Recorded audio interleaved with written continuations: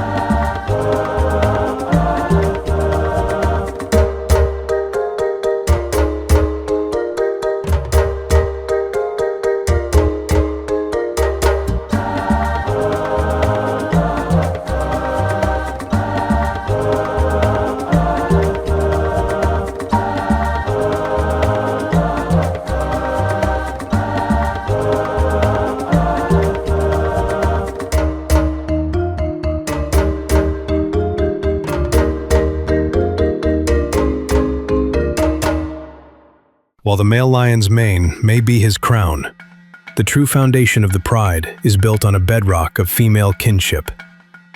A pride is essentially a matriarchy, a lineage of mothers, daughters, and sisters who have inhabited the same territory for generations. Unlike most cats, who are solitary shadows, lionesses are the ultimate collaborators.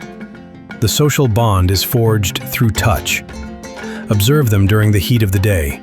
They lie in a tangled heap, grooming one another, their tails intertwining. This isn't just affection, it's social glue. It synchronizes their hormones, allows them to raise their cubs in a communal nursery, and ensures that if one mother falls during a hunt, her sisters will step in to suckle the orphans. This collective rearing is the secret to their success. However, life in the sisterhood is not without its hierarchy. Subtle cues, a flick of an ear, a low growl, maintain the peace. The eldest females carry the map of the territory in their minds, knowing exactly where the waterholes remain wet during the harshest droughts and where the migratory herds will first appear. They are the keepers of history, and in the wild, history is the difference between starvation and a feast.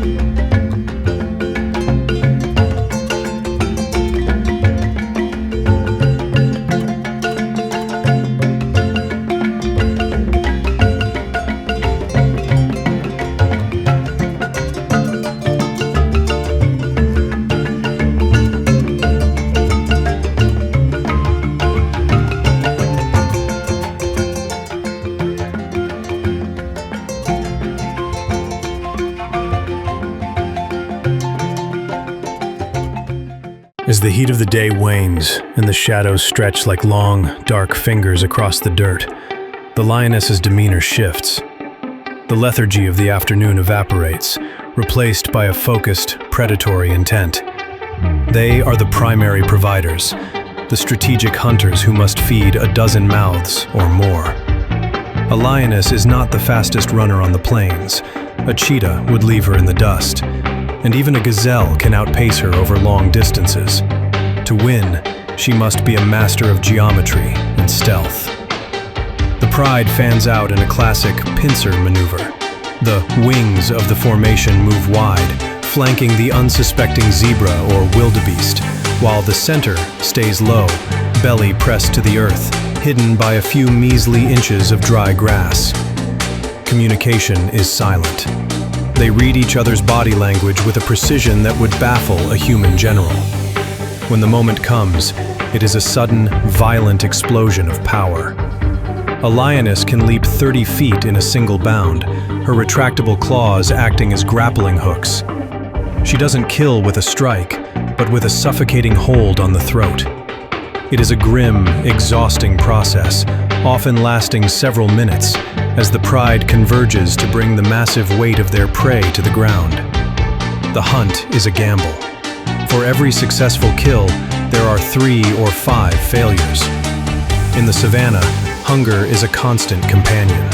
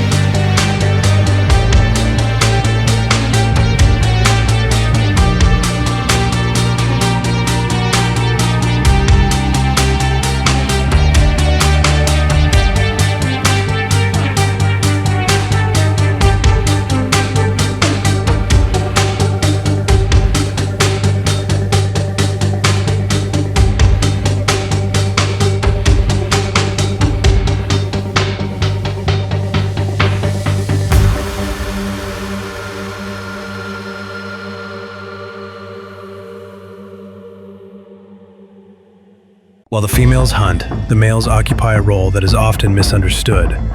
Critics might call them lazy, watching them sleep for 20 hours a day, but the male's contribution is paid in blood. He is the pride's heavy artillery. His presence is a deterrent to the pride's greatest rivals, the spotted hyenas, and, more importantly, other wandering male lions. A male lion's life is a cycle of intense violence and fragile peace. Most males are nomads for several years, forming coalitions with brothers or cousins to increase their strength. When they finally challenge an aging king and take over a pride, the transition is brutal. To ensure the survival of their own bloodline, new males will often kill the existing cubs, a chilling biological imperative that forces the lionesses back into estrus. The king's reign is short. On average, a male will hold a pride for only 2 to 4 years before a younger, stronger coalition arrives to claim the throne. His scars tell the story of his tenure: torn ears, missing teeth, and the deep gouges of previous battles. He is the guardian of the borders, marking his territory with scent and a roar that can be heard 5 miles away. That sound is a warning to all. This land is taken, and I am the price you must pay to enter.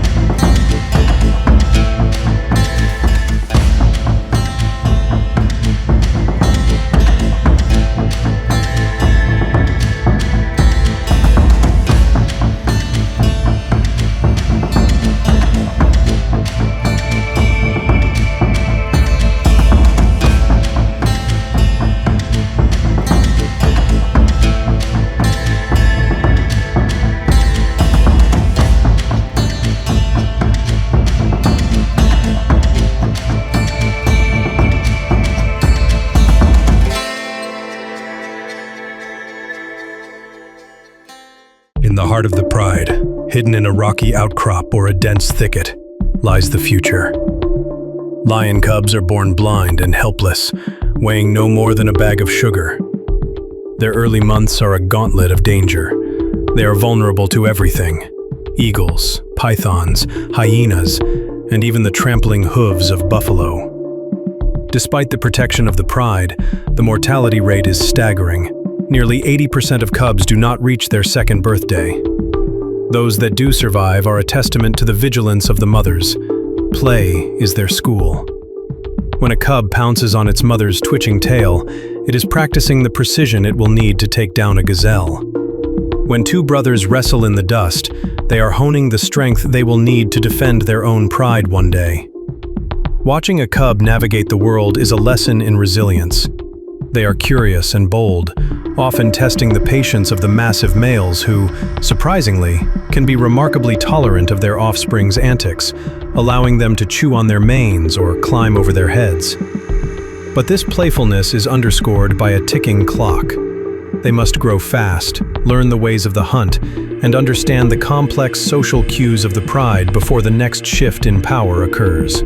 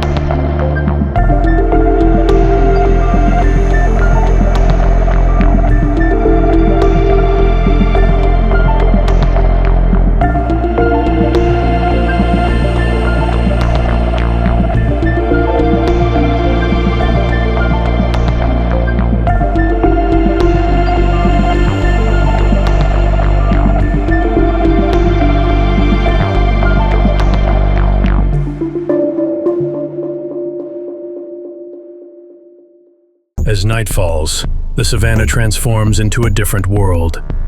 A world where the lion truly reigns supreme. While humans and many other animals are nearly blind in the dark, the lion's eyes are designed to harvest every stray photon of starlight. A reflective layer behind their retina, the tapetum lucidum, gives them a 6-to-1 advantage over human vision in low light. In the darkness, the lion is a ghost. The white patches under their eyes act like mirrors, helping them follow each other through the brush. The night is when the pride takes on the largest and most dangerous prey: Cape buffalo and even young elephants. These battles are titanic, occurring away from the prying eyes of the sun. The sound of a buffalo's bellow and the growls of a dozen lions creates a haunting symphony that echoes across the plains. But the night is also the time of the hyena. The rivalry between lions and spotted hyenas is one of the oldest and most intense feuds in nature. They are not just competing for food, they are competing for space. Hyenas will wait for the lions to do the hard work of killing, then use their superior numbers to harass the cats until they abandon the carcass. It is a constant back and forth of strategic thievery and fierce retaliation.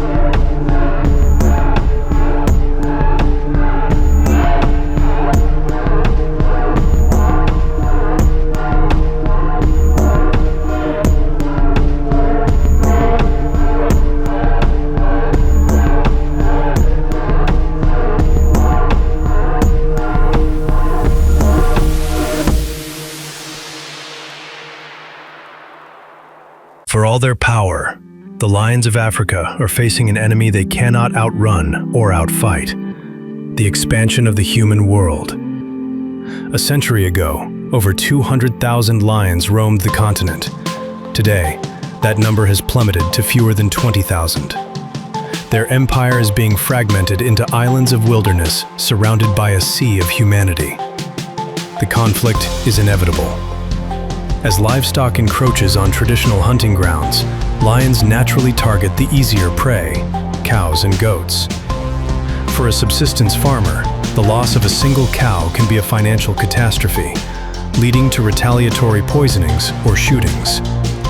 Habitat loss also means a loss of genetic diversity. Isolated prides become inbred, making them more susceptible to disease. However, there is hope. Conservationists are working with local communities to create lion-friendly livestock enclosures and employing former warriors as lion guardians to track and protect the prides. We are beginning to realize that the lion is not just a tourist attraction, but a vital engineer of the ecosystem. By keeping herbivore populations in check, they prevent overgrazing, which in turn protects the soil and the water. To save the lion is to save the savannah itself.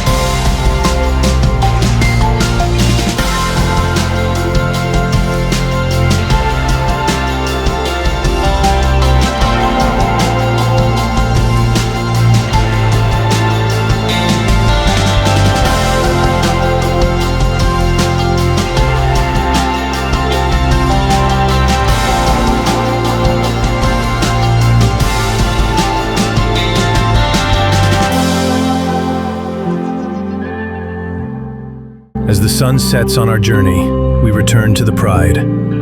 They are fed, for now. The cubs are asleep, and the males are beginning their evening chorus. That roar, the most evocative sound in the natural world, is a reminder of the raw, unpolished beauty of our planet.